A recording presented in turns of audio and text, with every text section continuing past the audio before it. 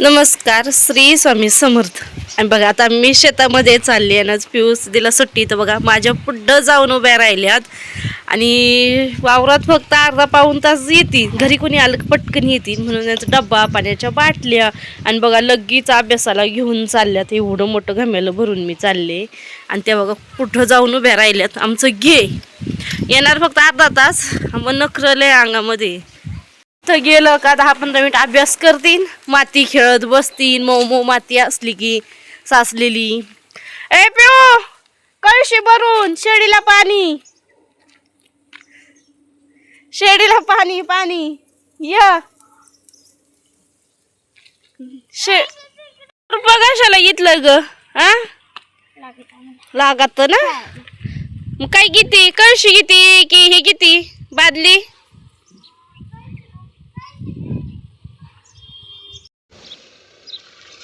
पहिलं म्हणलं पाणी घे, तू बाईक मागायला दिलं हा शेळीला. चल तू तिकड कशी येते.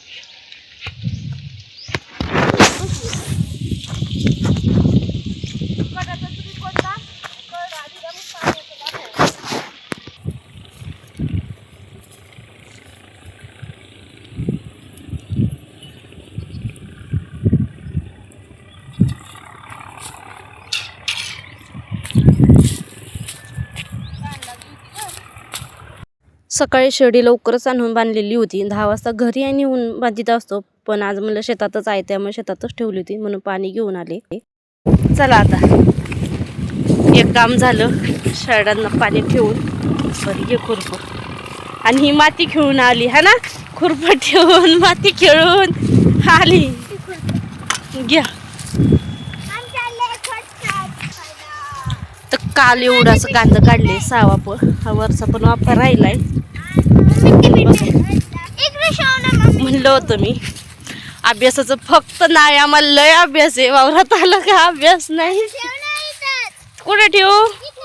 मधोमध ठेवते ना, इथे मायापाशी. नको मायापाशी या तुम्ही. मग कशाला आणलं मला एवढं वज?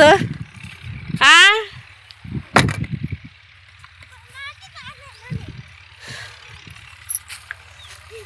तू तुझं जाणणार इथंच बसा ग. तर बघा पिऊसदीने पिशवीमध्ये अशी मऊ माती भरली आणि खत म्हणून टाकीत आहे. जसं आपण मिरच्याला गोट्याला खत टाकतो ना, तसं मोठमोठ टाकलेलं आहे. आणि हे बघा गोट असं पिऊसदीनेच लावलेलं आहे. कसलं भारी आलेलं आहे गोट कांदे. आणि पलीकडे लसूण आहे आणि त्यांना लय आवडतं अशा मऊ माती वगैरे खेळायला. हिवाळा चाललाय, मला हात पाय उकला त्या पण नाही, मातीच खेळल्या. मग थोड्या वेळ अभ्यास करीत बसल्या. म्हणलं तर चला आपलं कांदा उपटायला सुरुवात करा. 3 वाफा आहे, 1 वाफा 2 तास जातोय. आज दिवसभरात मला 3 वाफा झालंच पाहिजे. हे जास्त गवत आहे. तर बघा मग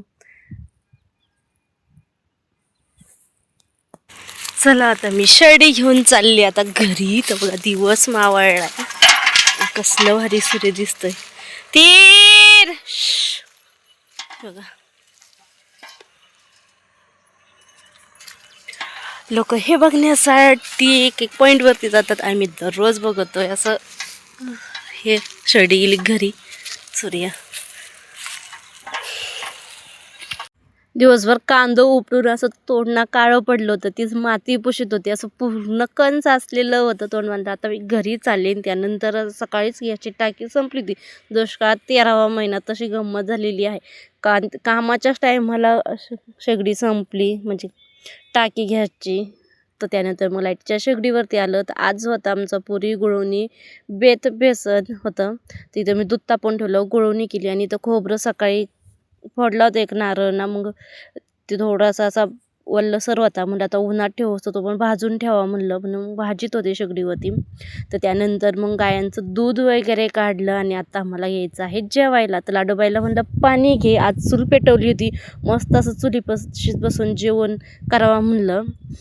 कारण की पिऊसदी जेवून आलेल्या होत्या. आज गुरुवार होता शेवटचा, त्यामुळे पण तरी पण त्यांना भूक होती. म्हणलं चल पाणी वगैरे घेऊ लाग मला. आणि इथं गॅसची टाकी भरून आलेली आहे, जोडली नव्हती. मग आता थोड्या वेळाने जोडू म्हणले जेवण झाल्यानंतर. आज मस्त पुरी गुळवणी आणि बेसन होतं. छान असा बेत होता आमचा. महिन्यातून आठवड्यातून एक वार तरी नक्की असतात पुऱ्या वगैरे, असं पुरी श्रीखंड किंवा गुळवणी पुरी असती.